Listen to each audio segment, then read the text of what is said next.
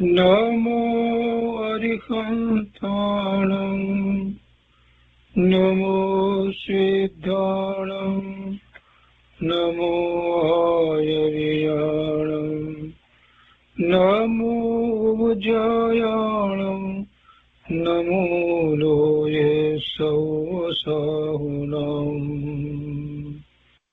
અસપંચનમોકારો સર્વપાવપનાશનો મંગલાણં ચ સૌર્યતે પરમં મંગલમ અજ્ઞાનતિમિરંધાનાં જ્ઞાનાંજનશલાકયા ચક્ષુન્મીલિतं येन તસ્મૈ શ્રીગુરવે નમઃ મુખાદિવ્યાકુક્ષિરત્નં શબ્દજિતવર્યાત્મજં શ્રીરાજચંદ્રયહું વંદે તત્વલોચનદાયકં પ્રભુતત્વલોચનદાયકં.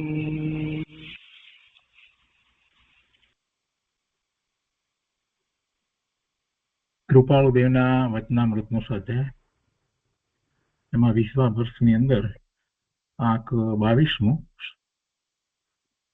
સ્વરોદય જ્ઞાન એનો સ્વાધ્યાય આપણે શરૂ કર્યો છે. એનો થોડોક ભાગ કર્યો છે, હવે આજે આગળ લઈએ છીએ.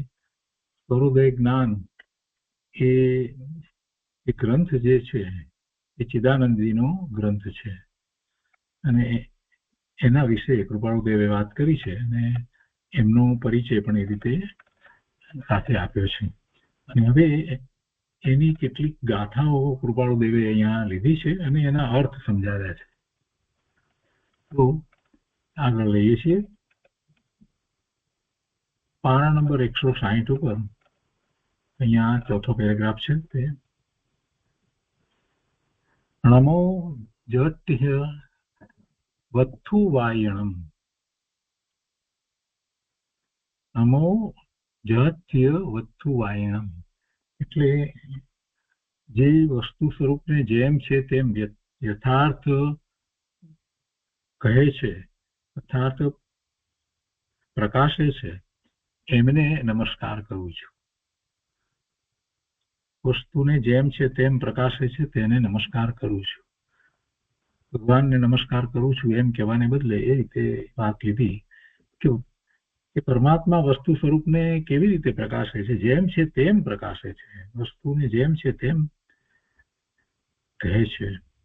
એમની દિવ્ય ધણીમાં, દિનેશ્વર ભગવાનની દિવ્ય ધણીમાં વસ્તુનું સ્વરૂપ, જગતનું સ્વરૂપ, છ દ્રવ્યનું સ્વરૂપ એ કેવું આવ્યું છે? તો જેવું છે તેવું આવ્યું છે, જેવું છે તેવું એમણે પ્રકાશ્યું છે, એમને હું નમસ્કાર કરું છું. અને પછી ગાથા લીધી છે. રૂપાતીત વ્યતીત બલ પૂર્ણાનંદી ઈશ ચિદાનંદ તાકુ નમત વિનય સહિત નિજ શીશ. અને કૃપાળુદેવે જેનો અર્થ સમજાવ્યો છે આપણે એ જ લઈએ છીએ. ચિદાનંદજીની આ જે ગાથા છે, તો પહેલા તો આ મંગલાચરણની ગાથા કરી છે. એમાં કહે છે કે રૂપથી રહિત, રૂપાતીત, રૂપથી રહિત, વ્યતીતમલ કર્મ રૂપી મેલ જેનો નાશ પામ્યો છે, એનો ઉદય થઈ ગયો છે. કર્મરૂપી મેલ જેનો નાશ પામ્યો છે, જે રૂપથી રહિત છે. પૂર્ણાનંદી ઈશ, પૂર્ણ આનંદના જે સ્વામી છે, તેમને ચિદાનંદજી પોતાનું મસ્તક નમાવી વિનય સહિત નમસ્કાર કરે છે. ચિદાનંદ તાકુ નમત, ચિદાનંદ પોતે એમને નમસ્કાર કરે છે. વિનય સહિત નિજ શીશ, શીશ નમાવી અને ચિદાનંદજી એમને નમસ્કાર કરે છે. અને એને વધારે સમજાવ્યું છે કે રૂપાતીત એ શબ્દથી પરમાત્મા દશા રૂપ રહિત છે એમ સૂચ્યું. રૂપાતીત શું છે? કઈ દશા રૂપાતીત છે જીવની? કે પરમાત્મા દશા છે તે રૂપાતીત છે, સિદ્ધ દશા છે તે રૂપાતીત છે. રૂપાતીત એ શબ્દથી પરમાત્મા દશા રૂપ રહિત છે એમ સૂચવ્યું છે. સિદ્ધની દશા છે તે સંસારમાં જે દશા છે એ દશાની અંદર જીવનો પ્રદેશત્વ ગુણનો આકાર જે એને શરીર મળ્યું છે ને એ પ્રમાણે એવું હોય છે, અને એ શરીર સાથે છે. શરીર સાથે છે. જ્યારે સિદ્ધ થાય છે તો કોઈ શરીર નથી. છેલ્લા શરીર ફક્ત જે આકાર હતો ને જે છોડ્યું નિર્વાણ પામે ત્યારે એ પદ્માસનમાં કે અર્ધ પદ્માસનમાં કે ખડગાસનમાં ઉભા રહી અને નિર્વાણ પામે તો જે આકાર હોય છે અને જેટલી અવગાહના છે દેહની એનાથી સહેજ નિમ્ન જરાક નાનો એવો એ આકાર એ રીતે આકાર હોય છે. પણ એ આકાર કઈ દ્રષ્ટિનો વિષય થતો નથી, આંખથી ચક્ષુ દ્વારા ખ્યાલમાં આવે એવું નથી. રૂપાતીત કે છે કે રૂપાતીત શબ્દથી પરમાત્મા દશા રૂપ રહિત છે એમ સૂચવ્યું. પરમાત્મા દશા ને બીજી રીતે વિચાર કરીએ તો વર્તમાનમાં પણ ભગવાન આત્મા, પોતાનો આત્માથી ભગવાન આત્મા જ્યારે આપણે એમ કહીએ છીએ તો એને ક્યાં રૂપ છે? એને કોઈ રૂપ નથી. એ ઇન્દ્રિય જ્ઞાનનો વિષય પણ નથી. પણ એ દશા પ્રગટ નથી થઈ. એ દશા દ્રવ્યની છે. અહીંયા આગળ કહે છે કે વ્યતીત મલ એ શબ્દથી કર્મનો નાશ થવાથી તે દશા પ્રાપ્ત થાય છે એમ સૂચવ્યું. વ્યતીત મલ, મલ કયો છે? મેલ કયો છે? કર્મનો મલ, કર્મરૂપી મલિનતા નાશ થવાથી આવી દશા થાય છે. એટલે બીજી રીતે કહીએ તો કે જ્યારે આવી દશા થઈ હોય, પરમાત્મા દશા થઈ હોય ત્યારે કર્મની મલિનતા હોતી નથી, કર્મરૂપી મલિનતા હોતી નથી. કેમ કે દશા આત્માની છે. દશા આત્માની થઈ અને એ કર્મરૂપી મેલ નો નાશ થયો એટલે આત્માની દશા બદલાઈ એમ કહીએ તો સિદ્ધાંત ખોટો પડે. બીજા દ્રવ્યને કારણે અન્ય દ્રવ્યની પર્યાય બદલાય એમ તો વસ્તુનું સ્વરૂપ છે જ નહીં. એક દ્રવ્યની કોઈ પણ રીતે પર્યાય થાય તો સામે બીજા દ્રવ્યની પર્યાય બદલાય એવું વસ્તુ સ્વરૂપ જ નથી. પોતાની દશા જ્યારે એવી થઈ છે, પોતે ભાવ મોક્ષની દશામાં બિરાજી રહ્યા છે તો એ વખતે ઘાતી કર્મોનો નાશ થયો હોય છે. પણ એ પુરુષાર્થ, પોતાનો જે પુરુષાર્થ થયો એનાથી પોતાની દશા થઈ છે અને સામે નિમિત્ત નૈમિત્તિક સંબંધ જ એવો છે કે જે ઘાતી કર્મની પ્રકૃતિ જે છે એનો ક્ષય થયો હોય છે. 13મા ગુણસ્થાનની દશા છે. એટલે વસ્તુને જેમ છે તેમ સમજવાની નિશ્ચય અપેક્ષા એ વસ્તુ સ્વરૂપ શું છે અને વ્યવહારથી શું છે બંને વાતને સમજવી જોઈએ. જ્યાં સુધી બંને વાતનો નિર્ણય ન થાય ત્યાં સુધી કેટલાય પ્રશ્નો થશે, વિકલ્પો આવશે. એટલે પ્રમાણ જ્ઞાન કરવું જરૂરી છે. અનેક નય દ્વારા વસ્તુને સમજવી જોઈએ. આગળ અહીંયા કહે છે કે પૂર્ણાનંદી ઈશ, પૂર્ણાનંદી ઈશ એટલે એ શબ્દથી તે દશાના સુખનું વર્ણન કર્યું કે જ્યાં સંપૂર્ણ આનંદ છે તેનું સ્વામિત્વ એમ સૂચવ્યું. પૂર્ણાનંદી ઈશ કરતા ઈશ્વર કહો, એ પૂર્ણ આનંદ સ્વરૂપ છે અને એ પૂર્ણ આનંદ પ્રગટ છે. પૂર્ણાનંદી અહીંયા તો એ રીતે લેવું છે કે દશાના સુખનું વર્ણન કર્યું કે જ્યાં સંપૂર્ણ આનંદ છે અને તેનું સ્વામિત્વ એમ સૂચવ્યું. રૂપ રહિત ની વાત કરીએ તો રૂપ રહિત તો આકાશ પણ છે. રૂપાતીત ની વાત કરીએ તો રૂપાતીત એકલું લેવાથી વાત નથી બનતી. રૂપાતીત તો આકાશ ક્યાં દેખાય છે? રૂપાતીત છે. ધર્માસ્તિકાય, અધર્માસ્તિકાય, આકાશ એટલે કાળ દ્રવ્ય પણ ક્યાં દેખાય છે? બધા રૂપાતીત છે. જેને મૂર્તિકપણું છે એવું તો આ પૂતગળ દ્રવ્ય છે કે જેના પરમાણુ જે છે એક પરમાણુનો ખ્યાલ છદ્મસને ના આવે, કેવડીના જ્ઞાનમાં એક પરમાણુનો પણ ખ્યાલ આવે, પણ એને એ પૂતગલના સ્કંદ જે છે એને એવા ગુણ છે એટલે એ ઇન્દ્રિય જ્ઞાનનો વિષય થાય, એના સ્કંદ જે છે તે. એ સિવાય બીજા બધા તો અમૂર્તિકપણું છે, મૂર્તિકપણું નથી. જીવને, આકાશને, કાળને, ધર્માસ્તિકા અધર્માસ્તિકા એને બધાને શું છે? અમૂર્તિકપણું છે, એટલે રૂપ નથી. અહીંયા કે છે કે રૂપ રહિત તો આકાશ પણ છે. એથી કર્મમળ જવાથી આત્મા જળ રૂપ સિદ્ધ થાય. એ આશંકા જવા કહ્યું કે એ દશામાં આત્મા પૂર્ણ આનંદનો ઈશ્વર છે અને એવું તેનું રૂપાતીતપણું છે.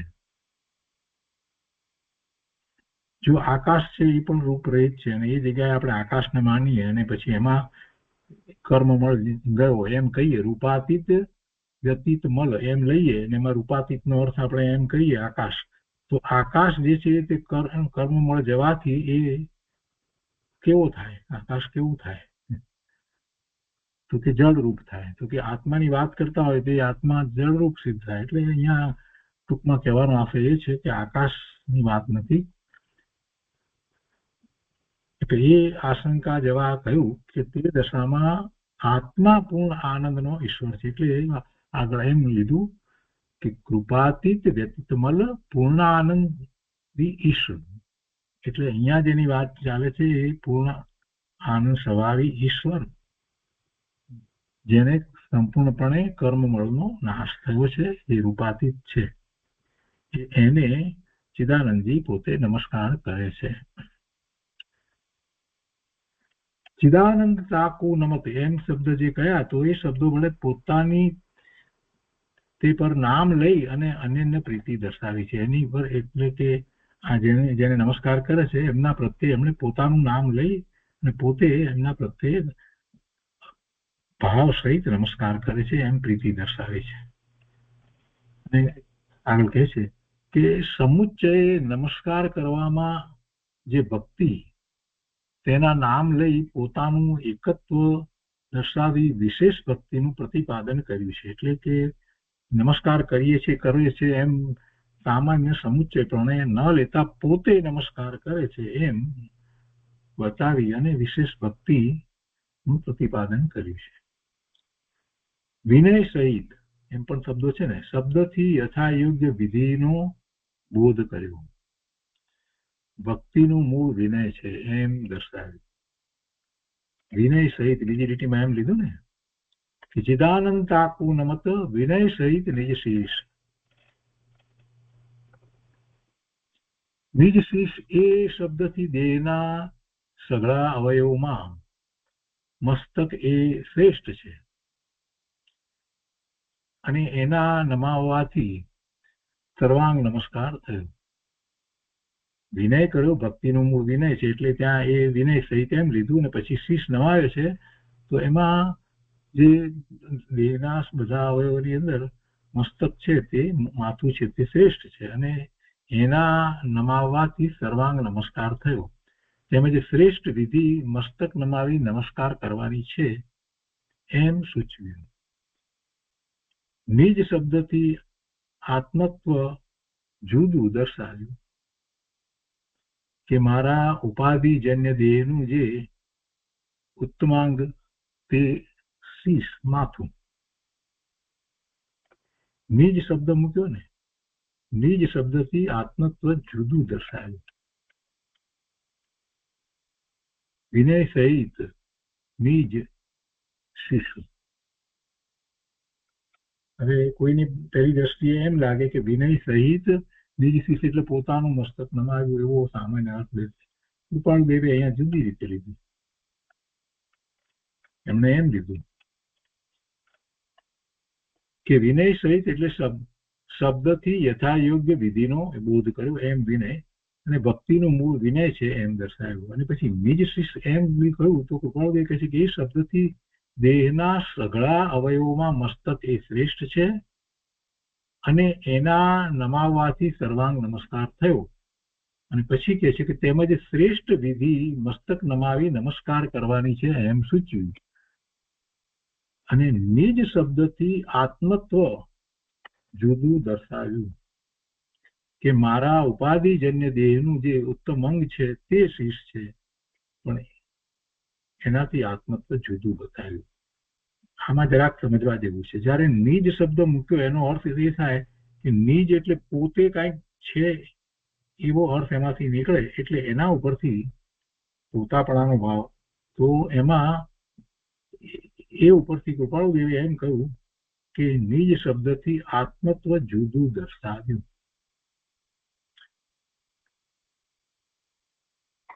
મારા ઉપાધિજન્ય દેહનું જે આ ઉત્તમ અંગ જે શીશ છે એ માથું છે, અને એમ કહી અને આત્મત્વ જુદું પાડ્યું. હવે વધારે ખ્યાલ આવશે આગળની બધી જે ગાથાઓ છે એમાં. આગળ કહે છે કે કાલ જ્ઞાનાદિક થકી લહી આગમ અનુમાન ગુરુ કરુણા કરી કહત હું સૂચિ સ્વરોદય જ્ઞાન.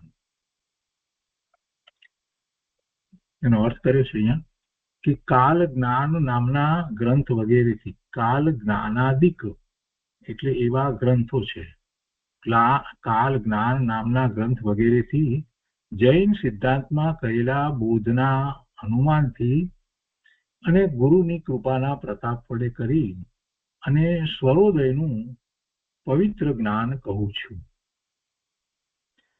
કાલ જ્ઞાન એ નામનો અન્ય દર્શનમાં આયુષ્ય જાણવાનો બોધ કરનારો ઉત્તમ ગ્રંથ છે, અને તે સિવાયના આદિ શબ્દથી બીજા ગ્રંથોનો પણ આધાર લીધો છે એમ કહ્યું. એટલે અહીંયા કાલ જ્ઞાનાદિક એમ કહ્યું એટલે એ બીજા પણ ગ્રંથો એમાં આવી ગયા. અને પછી કહે છે લહી આગમ અનુમાન. આગમ અનુમાન એ શબ્દથી એમ દર્શાવ્યું કે જૈન શાસ્ત્રમાં આ વિચારો ગૌણતાએ દર્શાવ્યા છે. તેથી મારી દ્રષ્ટિએ જ્યાં જ્યાં જેમ બોધ લીધો તેમ તેમ મેં દર્શાવ્યું છે. મારી દ્રષ્ટિએ અનુમાન છે, કારણ હું આગમનો પ્રત્યક્ષ જ્ઞાની નથી. એ હેતુ એનું કારણ છે. આગમ અનુમાન એમ લીધું છે ને, તો પોતાને આગમનો અભ્યાસ તો છે પણ એના એ પારગામી નથી, આગમનો પ્રત્યક્ષ જ્ઞાની નથી. કોણ? ચિદાનંદજી પોતાને માટે એ બતાવવું છે. એટલે એ કહે છે કે પોતાને આ જે રચના પોતે કરી છે તો એના વિશેનું જ્ઞાન કેવી રીતે થયું, તો એની વાત કરતા કહે છે કે કાલ જ્ઞાનાદિક થકી અને લહી આગમ અનુમાન, આગમનો પણ આધાર લઈ અને અનુમાન એ દ્વારા કરીને. એટલે એ વાતને અહીંયા કૃપાળુદેવ સ્પષ્ટ કરતા કહે છે કે આગમ અનુમાન એ શબ્દથી એમ દર્શાવ્યું કે જૈન શાસ્ત્રમાં આ વિચારો ગૌણતાએ દર્શાવ્યા છે, આ વિચારો ગૌણતાએ દર્શાવ્યા છે. તેથી મારી દ્રષ્ટિએ જ્યાં જ્યાં જેમ બોધ લીધો તેમ તેમ મેં દર્શાવ્યું છે. મારી દ્રષ્ટિએ અનુમાન છે, કારણ હું આગમનો પ્રત્યક્ષ જ્ઞાની નથી એ કારણથી. અને પછી ગુરુની વાત લીધી છે અહીંયા કે ગુરુ કરુણા કરી કહત સૂચિ સ્વરોદય જ્ઞાન. ગુરુ કરુણા એટલે કરુણા, ગુરુ કરુણા એટલે એ શબ્દોથી એમ કહ્યું કે કાળ જ્ઞાન અને આગમના અનુમાનથી કહેવાની મારી સમર્થતા ન થાત, કારણ તે મારી કાલ્પનિક દ્રષ્ટિનું જ્ઞાન હતું. પણ તે જ્ઞાનનો અનુભવ કરી દેનારી તે ગુરુ મહારાજની કૃપા દ્રષ્ટિ, ગુરુ મહારાજની કૃપા દ્રષ્ટિને કારણે આ રચના થઈ. એકલું મેં અનુમાન કર્યું આગમના ઉપરથી કે એમ નથી કે કાલ જ્ઞાનના જે ગ્રંથ છે એનાથી વાત છે એમ નથી, પણ સાથે સાથે મારી ઉપર મારા ગુરુની કૃપા દ્રષ્ટિ હતી, એટલે એમના દ્વારા હું વસ્તુ સ્વરૂપે એમ સમજ્યો. એના પછીની પંક્તિમાં કહે છે કે સ્વર કા ઉદય પિછાનીએ અતિ થીરતા ચિત્તધાર તાથી શુભાશુભ કીજીએ ભાવિ વસ્તુ વિચાર. શું કહે છે? ચિત્તની અતિશય સ્થિરતા ધારણ કરી ભાવિ વસ્તુનો વિચાર કરી શુભાશુભ એ અતિ સ્થિરતા ચિત્તધાર એ વાક્યથી ચિત્તનું સ્વસ્થપણું કરવું જોઈએ. પહેલી વાત તો આ લીધી છે. અતિ સ્થિરતા ચિત્તધાર સ્વર ઉદય પીછાનીએ, પણ એ કેવી રીતે પીછાનીએ તો કે છે કે અતિ સ્થિરતા ચિત્તધાર. અતિ સ્થિરતા ચિત્તધાર એટલે એ વાક્યથી ચિત્તનું સ્વસ્થપણું કરવું જોઈએ, ચિત્તને સ્વસ્થ રાખવું જોઈએ, ચિત્તને સ્થિર રાખવું જોઈએ. ત્યારે સ્વરનો ઉદય થાય યથા યોગ્ય એમ સૂચવ્યું. શુભાશુભ ભાવિ વસ્તુ વિચાર એ શબ્દથી એમ સૂચવ્યું કે તે જ્ઞાન પ્રતીતભૂત છે, અનુભવ કરી જુઓ. શું કે છે? स्वर का उदय पिछानिए अति स्थिरता चित्त पर धार ताथी शुभाशुभ कीजिए भावी वस्तु विचार. કૃપાળદેવ એનો અર્થ કરતા કે છે કે ચિત્તની અતિશય સ્થિરતા ધારણ કરીને ભાવિ વસ્તુનો વિચાર કરી શુભાશુભ એ ભાવિ વસ્તુનો વિચાર કરી તો ભાવિ વસ્તુનો વિચાર કરવામાં એને અહીંયા શુભાશુભ કીજીએ એમ કહ્યું છે. ત્યાંથી શુભાશુભ કીજીએ એટલે જયારે સ્થિરતા કરી અને સ્વરૂપ તરફ વળે તો પછી અશુભ તો કઈ થતું નથી, પણ એના વિકલ્પો હોય એમાં શુભ હોય. ચિત્તની અતિશય સ્થિરતા ધારણ કરીને ભાવિ વસ્તુનો વિચાર કરી શુભાશુભ એ, અને પછી કે છે કે અતિ સ્થિરતા ચિત્તધાર એ વાક્યથી અતિ સ્થિરતા ચિત્તધાર એ વાક્યથી શું કહ્યું કે છે કે એ વાક્યથી ચિત્તનું સ્વસ્થપણું કરવું જોઈએ. ત્યારે સ્વરનો ઉદય થાય યથા યોગ્ય એમ સૂચવ્યું. ત્યારે સ્વરનો ઉદય યથા યોગ્ય થાય એમ સૂચવ્યું.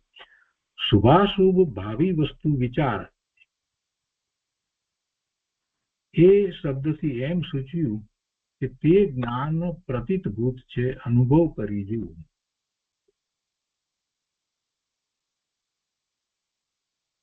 અહીંયા કૃપાળુ દેવે આ જ્ઞાન અનુભવ રૂપ છે, પ્રતીતભૂત છે, પ્રતીતમાં આવે એવું છે એટલે એનો અનુભવ થઈ શકે એવું છે એ વાત એમણે આ શુભાશુભ કીજીએ ભાવિ વસ્તુ વિચાર એના અર્થમાંથી કાઢી છે. સામાન્ય આપણને એવો વિકલ્પ ના આવે. ત્યાંથી શુભાશુભ કીજીએ એટલે શુભાશુભ કીજીએ એમાં જ ખરેખર તો આપણે જે સામાન્ય શુભને અશુભની વાત કરીએ છીએ એ કહેવાનો આશય નથી, પરંતુ પોતાની દશા એવી કંઈક ઉત્કૃષ્ટ કરીએ એવો એમાં અર્થ બેસે છે. એટલે અહીંયા કહ્યું કે ચિત્તની અતિશય સ્થિરતા ધારણ કરીને ભાવિ વસ્તુનો વિચાર કરી, ભાવિ વસ્તુ તો પોતાની વસ્તુ જે છે જે એનો વિચાર કરીને શુભાશુભ એ એટલે જે શુદ્ધ સ્વરૂપ જે છે એની જ વાત એમણે અહીંયા કરવી છે એમ કૃપાળુદેવે અર્થ કર્યો. અને એટલે એ જ્ઞાન પ્રતીતભૂત છે એ શબ્દથી એમ સૂચવ્યું કે એ પ્રતીતમાં આવે એવું છે જ્ઞાન, એટલે અનુભવ કરી જુઓ. અને હવે વિષયનો પ્રારંભ કરે છે. નાડી તો તનમે ઘણી પણ 24 પ્રધાન તામે નવ પુની તાહુ મેં 3 અધિક કર જાણ. અહીંયા સ્વરોદય જ્ઞાનની વાત છે. એ સ્વરોદય જ્ઞાન જે છે ધ્યાન માટે એમ કહીએ કે સહકારી કારણ છે તો એમ કહી શકાય. અને આ સ્વરોદય જ્ઞાન માટે એટલે શરૂઆતમાં જ સુધાબેને જે લખ્યું છે એ આજે ફરીથી આપણે વાંચીએ, ગઈકાલે વાંચનમાં લીધું હતું કે આ ચિદાનંદજી મુનિ કર્પૂર વિજયજી મહારાજે આ 453 ગાથામાં ગૂંથેલું આ ગ્રંથ જે છે એનું નામ સ્વરોદય છે. હવે સ્વરોદયનો અર્થમાં અહીંયા સુધાબેને એ રીતે લીધું છે કે પવનનું પ્રગટપણું, શરીરમાં જે શ્વાસ વગેરે જે ચાલે છે એને પવન કહેવામાં આવે છે. તો એનું પ્રગટપણું શરીરમાં રહેલા 5 પ્રકારના પવન સંબંધીનું આ શાસ્ત્ર છે. કાળ જ્ઞાન વિશેનું શાસ્ત્ર એટલે આ અન્ય મતની અંદર આ રીતે એની પ્રવૃત્તિ થઈ છે એ વાત તો આવી ગઈ ને, એમાંથી એમણે આ બનાવ્યું છે. એટલે એમને વિશેષ જ્ઞાન હશે અને સાથે જૈનનો પણ આગમનો પણ એવો અભ્યાસ છે એટલે એનાથી કર્યું છે. તો આ સ્વરૂપે જ્ઞાન જે છે એ અપેક્ષાથી એવું ભવનનું પ્રગટપણ એનો અર્થ છે. એટલે ધ્યાન માટે આ ઉપયોગી થાય એવું અહીંયા એની વિધિ વગેરે બતાવવામાં આવી છે. અને પછી ત્યાં તો પછી 5 પ્રકારના પવન વગેરે બધું એમાં વાત આવે છે. તો એ વાત એમણે અહીંયા કૃપાળુ યોગદેવે લીધી કે આ ક્યાંથી રચના થઈ, ત્યારે એમાં એ વાત આવી ગઈ કે અહીંયા કાળ જ્ઞાન એ નામનો અન્ય દર્શનમાં આયુષ્ય જાણવાનો બોધ કરનારો ઉત્તમ ગ્રંથ છે એ અને એ સિવાયના બીજા પણ ગ્રંથો એનો આધાર લીધો છે. તો એ વાત અહીંયા આપણે સમજ્યા કે અને એમાં સર્વોદય જ્ઞાનની અંદર કયા જ્ઞાનની વાત કરવામાં આવી છે એની વાત છે. તો પછી હવે એ વિષયનો પ્રારંભ થાય છે, કેમ કે એમાં એ પવનની વાત લીધી છે ને, તો કે છે કે હવે વિષયનો પ્રારંભ કરે છે અને એમાં કહે છે કે નાડી તો તન્મે ગણી પણ 24 પ્રધાનતા મેં 9 પુની તાહુ મેં 3 અધિક કર જાણ. શરીરમાં નાડી તો ઘણી છે પણ 24 તે નાડીઓમાં મુખ્ય છે અને એ 24માં પણ તેમાં પણ 9 મુખ્ય અને એ 9માં તેમાં પણ વિશેષ તો 3 જાણ. તો હવે એ 3 નાડીના નામ કહે છે. 3 નાડીના નામ કહે છે ઇંગલા પિંગલા સુષુમ્ના એ तीनों के नाम भिन्न भिन्न अब कहत हूँ ताके गुण अरुधा.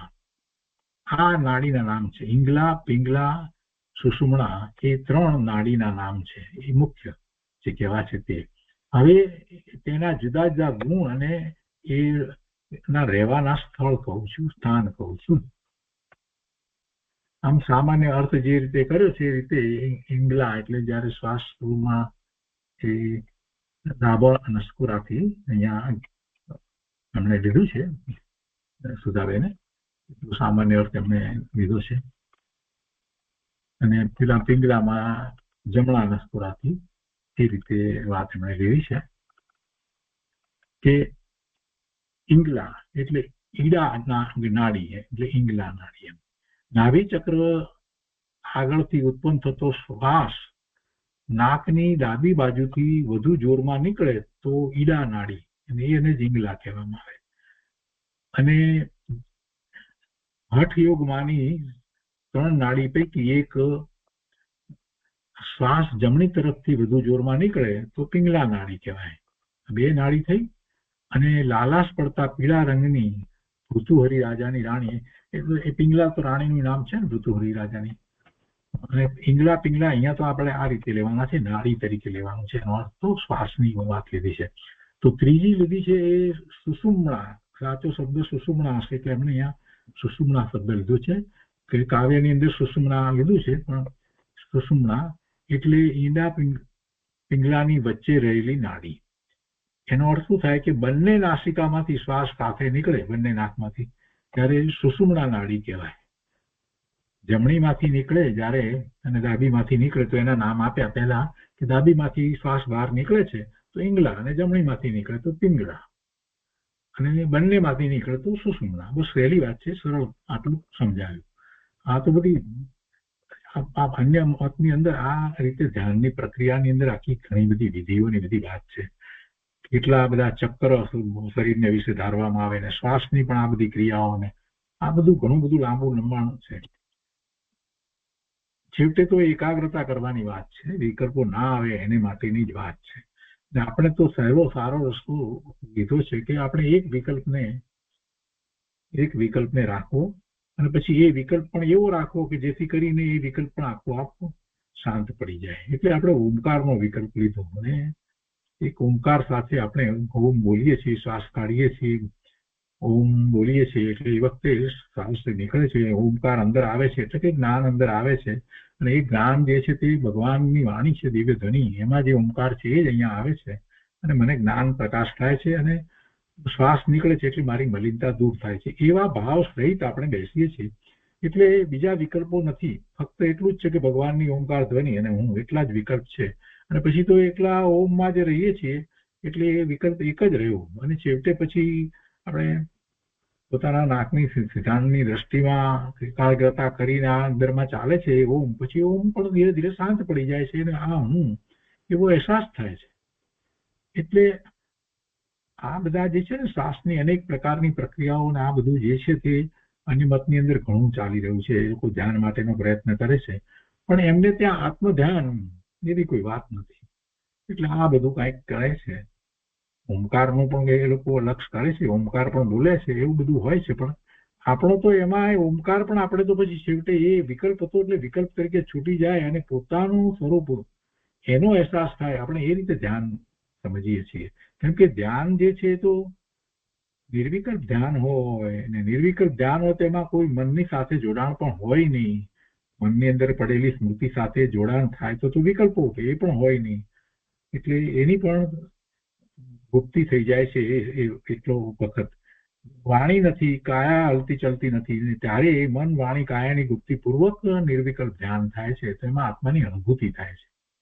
એ માટે પછી ત્રીજો અને પછી આગળનો ચોથો, હવે એ જયારે જેને અનુભવ થાય ત્યારે પણ એના વર્ણન થતા નથી. સામાન્ય રીતે કોઈએ એ અનુભૂતિના વર્ણન કર્યા નથી. એમ ઉપરથી મોટેથી વાત કરી હોય કે એ અભૂતપૂર્વ જ્ઞાન આનંદ થાય છે, અલૌકિક છે, ક્યારેય ન થયો હોય તેવો છે, આ વગેરે વગેરે એ બધી રીતે એના વર્ણન જેટલા થઈ શકતા હોય એટલા કરવામાં આવે. પણ એ અનુભવની ચીજ છે. અનુભવની ચીજના ગમે તેટલા વર્ણન કરીએ તો પણ કઈ બીજાને એ વાત કહી શકાતી નથી. આપણે બીજાને એ વાત આપી શકીએ નહીં. આપણે જેને કોઈ દિવસ ગોળ ચાખ્યો નથી એને આપણે ગોળ વિશે વર્ણન કરીએ, ગમે તેટલું વર્ણન કરીએ, શેરડીમાંથી બને ને આમ બને ને ધોળો બને ને લાલ બને ને અને રવા બને, નાના રવા બને ને બધું ભાંગી નાખી, ભૂકો થાય, ગરમ કરીએ ને ચાસણી થાય, બધા બધું કેટલું બધું બોલીએ, ગળ્યું લાગે ને એનાથી મીઠાઈ બને, લાડુ બને ને વગેરે વગેરે. પણ પીલાને બિચારાને એમાંથી ગોળનો સ્વાદનો અનુભવ થવાનો છે? નથી થતું. બધું વ્યર્થ છે. તો એવી રીતે આત્માની અનુભૂતિ જે છે જે આપણે જે પ્રમાણે કહીએ છીએ અને કરીએ છીએ તે પ્રમાણે કૃપાળુદેવે પણ વિધિ બતાવી છે કે પોતે જ ભગવાન આત્મા થઈ જાય છે, અંદર ચિંતન કરે છે દિવ્ય જ્યોતનું અને એ પ્રમાણે પછી પોતાને વિશે જ એવી દિવ્ય મૂર્તિને ધારે છે અને જે મૂર્તિ એવી છે કે જેમાંથી ઓમ નીકળે છે. તો એ પોતાને જ એ રીતે એમાં ચિંતવવાનું છે. અને એમ જયારે થાય છે ત્યારે એ વર્તમાન પર્યાય જે છે એ પણ એ વખતે અત્યંત ગૌણ થઈ જાય છે. એનું પણ લક્ષ્ય હોતું નથી અને પોતે ભગવાન આત્મા તરીકે ધ્યાન કરે છે. આ મૂળ વાત છે. અહીંયા આ લોકો અન્ય મતની અંદર જાત જાતની રીતે ધ્યાન કરી રહ્યા છે કે એમને આત્માની ખબર નથી. આત્મા કેવો શુદ્ધ છે, કેવો છે, સિદ્ધ સમાન પૂર્ણ પવિત્ર છે એવો કન્સેપ્ટ નથી એમને. શુદ્ધ છે એમ બોલે છે પણ કેવો શુદ્ધ? કેમ કે એમને ત્યાં કોઈ સિદ્ધ ની વાત નથી. આપણે ત્યાં જે સિદ્ધ ભગવાનની વાત કહીએ છીએ, એ લોકો ક્યાંક સિદ્ધ શબ્દ પ્રયોગ કરે છે પણ સિદ્ધ આપણે જેને સિદ્ધ કહીએ છીએ એ સિદ્ધ દશાની વાત એમને ત્યાં છે જ નહીં.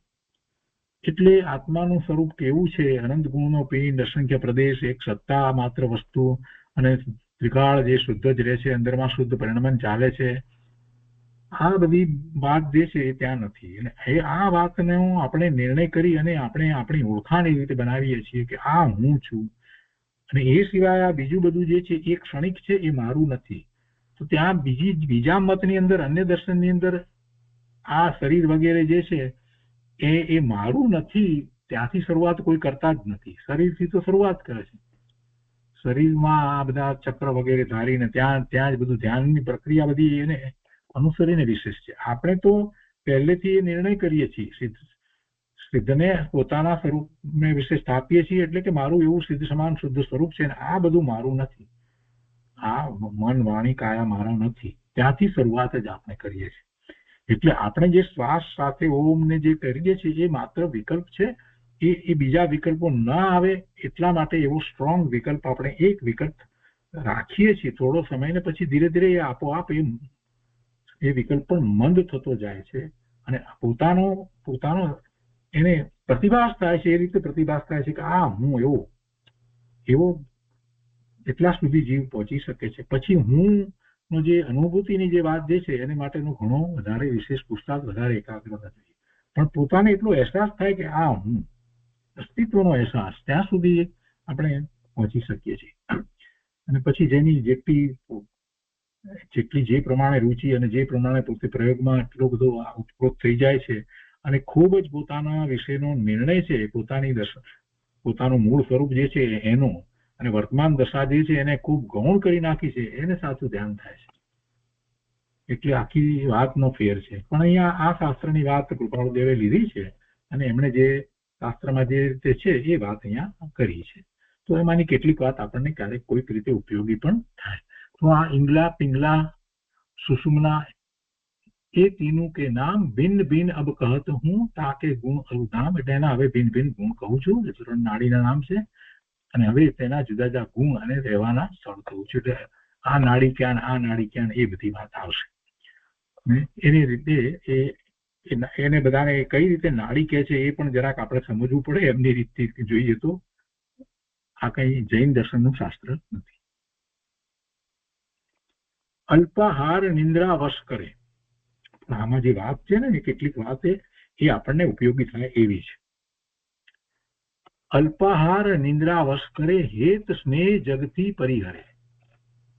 લોક લાજ નવી ધરે લગાર એક ચિત્ત પ્રભુથી પ્રીત ધાર. જો આ જે વાતો જે કહી એ એક પ્રકારની યોગ્યતાની, પોતાની યોગ્યતાની વાત આમાં તો કરી દીધી છે. અને કૃપાળુદેવ વાતમાં સમજાવે છે કે અલ્પ આહાર કરનાર, નિંદ્રાને વશ કરનાર એટલે કે નિયમિત નિંદ્રાનો લેનાર, જગતના હેત પ્રીતથી દૂર રહેનાર. અહીંયા લીધું ને, હેત સ્નેહ જગતથી પરિહરે. જગતના હેત પ્રીત એનાથી એ દૂર રહે. અને પછી લોક લાજ નવી ધરે લગાર. અને લોકની લજ્જા જેને નથી, કાર્ય સિદ્ધિથી પ્રતિકૂળ એવા લોકની લજ્જા જેને નથી. ચિત્તને એકાગ્ર કરી અને પરમાત્મામાં પ્રીતિ ધરનાર. એક ચિત્ત પ્રભુથી પ્રીતિ ધાર. પરમાત્મામાં પ્રીતિ ધરનાર. એક ચિત્તને એકાગ્ર કરી અને પરમાત્મામાં પ્રીતિ ધરનાર. આ બધી એની યોગ્યતાની વાત થઈ. અને પછી આગળ કહે છે કે આશા એક મોક્ષ કી હોય, બીજી દુવિધા નવી ચિત્ત કોઈ.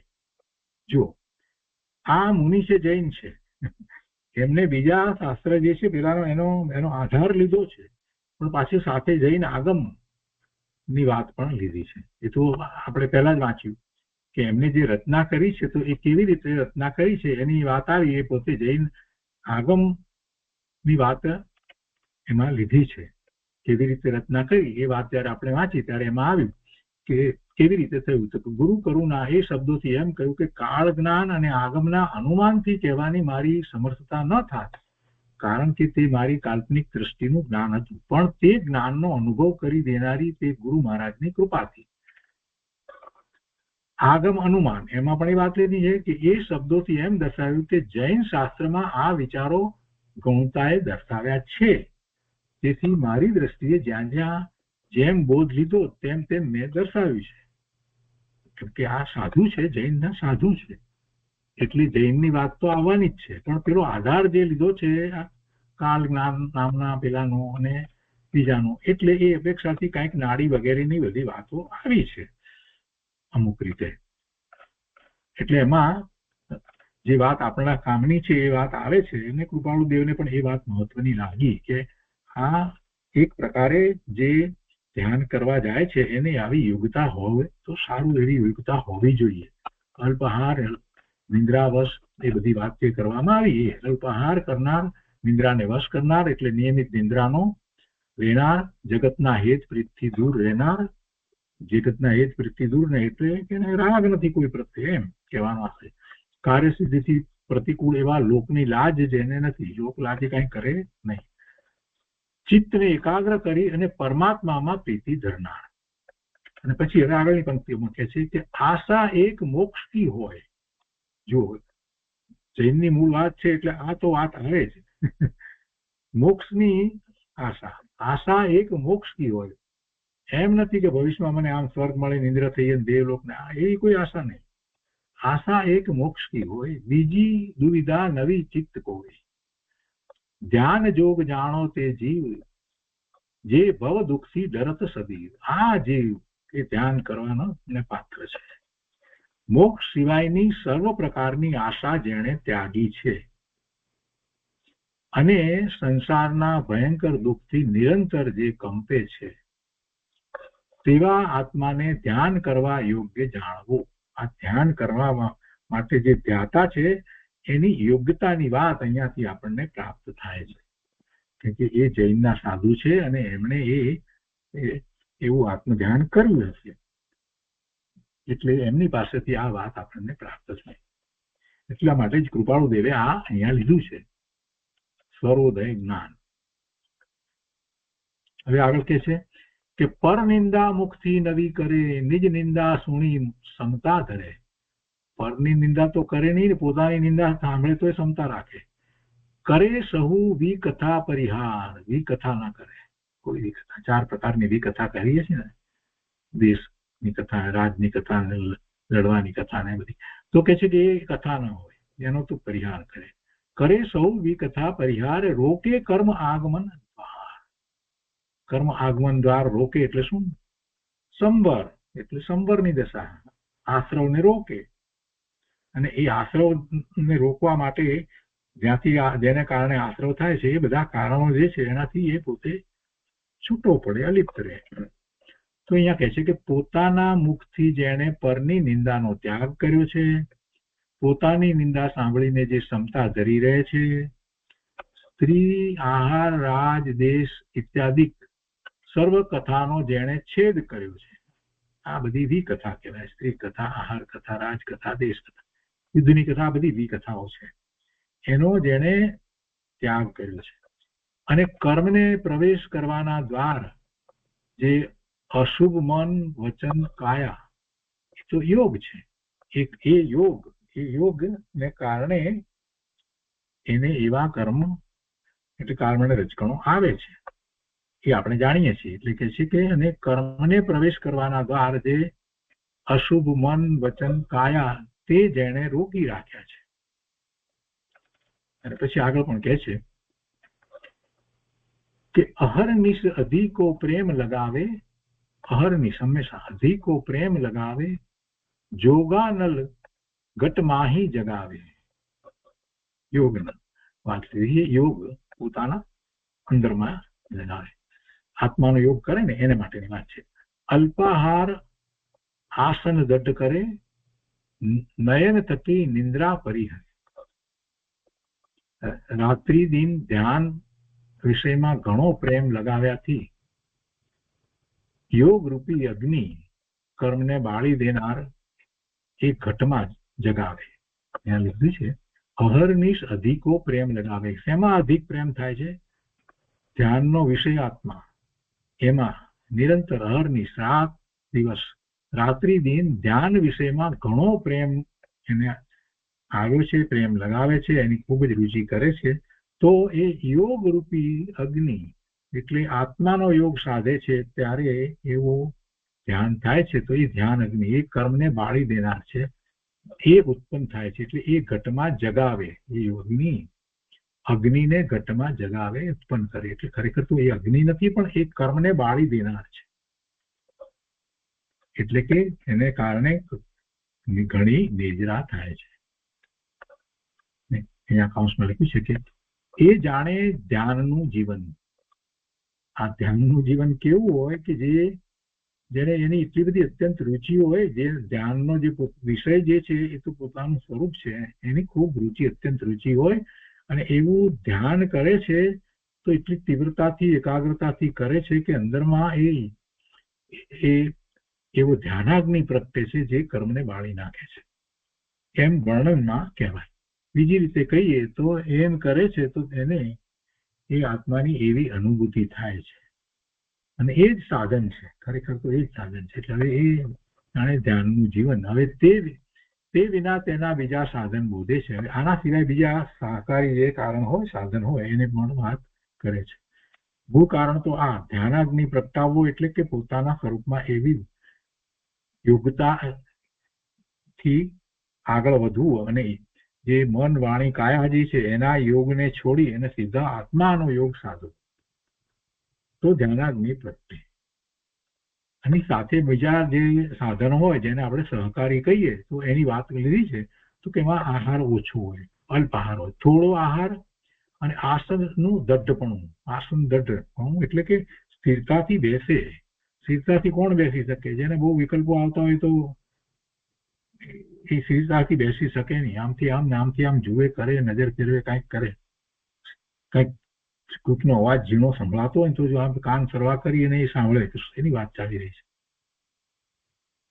એટલે એવું ના હોય. આસન દઢ કરે એટલે બસ પછી તો હલનચલને કાંઈ કરવું નથી ને વિકલ્પો જયારે છૂટી જાય છે, મનની પ્રક્રિયા પણ એકદમ શાંત કરી દીધી છે, વાણી પણ નથી, એટલી વસ્તુ તો બહારમાં જોઈએ જ. અને એવું કરવા માટે ભરપેટ ફૂલ બરાબર શ્રીખંડ પૂરી ખાઈને બેઠા હોઈએ તો ન થાય. એ માટે આહાર પણ ઓછો, અલ્પ અને પૌષ્ટિક અને સાત્વિક આહાર લેવામાં આવે. બહુ ભારે એવો ખોરાક ન લેવામાં આવે. થોડો આહાર અને આસનનું દઢપણું કરે. અને પછી આસન અહીંયા લીધા છે, ગમે તે આસન હોય, પદ્મવીર સિદ્ધ કે ગમે તે આસન કે જેથી મનોગતિ વારંવાર ન ખેંચાય, મન ત્યાં ખેંચાય નહીં એવું આસન.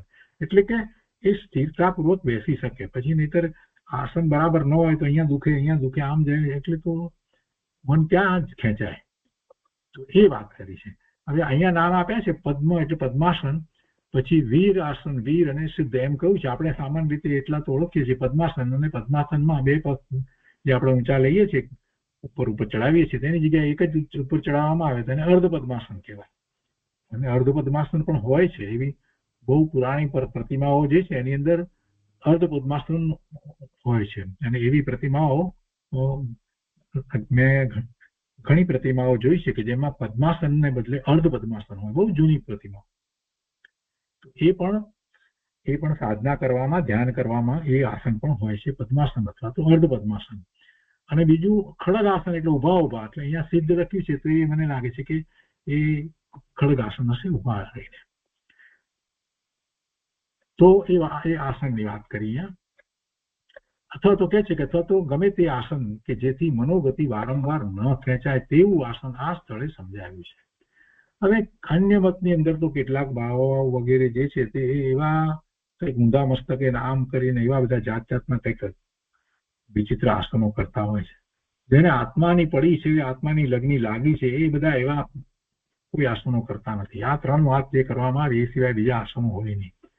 તમારે શાંત ચિત્તથી બેસવું છે, હલનચલન કરવાની જરૂર ન પડે. તમારું મન એ તરફ, શરીર તરફ ખેંચાય નહીં એવી રીતે બેસવાનું હોય છે. તો સ્પષ્ટ કર્યું કે મનોગતિ વારંવાર એ તરફ ન ખેંચાય, મન એ તરફ ન ખેંચાય તેવું આસન આ સ્થળે સમજાવ્યું છે. ને એ પ્રમાણે આસનનો જય કરી નિંદ્રાનો પરિત્યાગ કરે. જો અહીં પરિત્યાગને દેશ પરિત્યાગ સમજાવ્યો છે. કેમ કે હંમેશને માટે નિંદ્રાનો ત્યાગ થઈ જાય એમ તો બનતું નથી. એક જ આસનમાં રહી જાય એવું પણ બનતું નથી. આ તો સાધક જીવની વાત લીધી છે ને અહીંયા. એટલે અહીંયા દેશ પરિત્યાગ સમજાયો છે. યોગને જે નિંદ્રાથી બાદ થાય છે તે નિંદ્રા અર્થાત પ્રમત્તપણાનું કારણ દર્શનાવરણીયની વૃદ્ધિ ઇત્યાદિથી ઉત્પન્ન થતી અથવા તો અકાલિક નિંદ્રા તેનો ત્યાગ. આટલી વાત સમજીએ. બહુ સમજવા જેવી વાત છે. આપણે જ્ઞાનાવરણીય અને દર્શનાવરણીય કર્મની વાત કરીએ છીએ અને દર્શનાવરણીય કર્મની અંદર આપણને ખ્યાલ છે કે નિંદ્રા, પ્રચલા અને શાત વૃદ્ધિ એ 5 એવી પ્રકૃતિના ઉદયો હોય છે. એટલે એના કારણે આપણને નિંદ્રા આવે, એવું બેભાન પણ થાય, આ બધું થાય છે. એ પ્રકૃતિ જે છે એ દર્શનાવરણી કર્મની પ્રકૃતિ છે. એ સિવાય બીજી જે સામાન્ય દર્શનાવરણી કર્મની પ્રકૃતિ આપણે જે જાણીએ છીએ તો એ ચક્ષુ દર્શનાવરણી, અચક્ષુ દર્શનાવરણીય, અવધિ દર્શનાવરણીય અને કેવળ દર્શનાવરણીય એવી 4 પ્રકૃતિઓ છે. એટલે એમ કુલ 5 એ દર્શનાવરણી કર્મની પ્રકૃતિ છે. તો આ નિંદ્રાનું કારણ શું છે? તો પેલી દર્શનાવરણી કર્મની પ્રકૃતિ જે છે ને નિંદ્રા, એ ખૂબ ઘેરી નિંદ્રા, ગાઢ નિંદ્રા આવે તો નિંદ્રા એ પ્રકૃતિથી થાય છે. તો એ પ્રકૃતિ જે છે એ એનું કારણ છે, નિમિત્ત કારણ છે. તો એ વાત અહીંયા લીધી છે કે અહીં પરિત્યાગને દેશ પરિત્યાગ સમજાવ્યો છે. યોગને જે નિંદ્રાથી બાદ થાય, એવી નિંદ્રા કે જેનાથી યોગને બાદ થાય એવી નિંદ્રા તો ન હોવી જોઈએ ને, એમ કે છે. તો તે નિંદ્રા એટલે અર્થાત પ્રમતપણું, એ પ્રમતપણાનું કારણ એ દર્શનાવરણી કર્મની એવી જે પ્રકૃતિ છે એનો ઉદય છે. તો એની સાથે જોડાઈ અને એને એવી આળસ પ્રમતપણું થાય, પ્રમાદ થાય કે તો એને અહીંયા નિંદ્રા તરીકે લીધી છે. એક પ્રકારની નિંદ્રા થઈ. તો જેને લીધે થઈ અને જે આત્માનો યોગ સાધવો છે એ સાધી શકાતો નથી, એટલે યોગમાં એ બાદ થયું. શું કે છે કે યોગને જે નિંદ્રાથી બાદ થાય તે નિંદ્રા.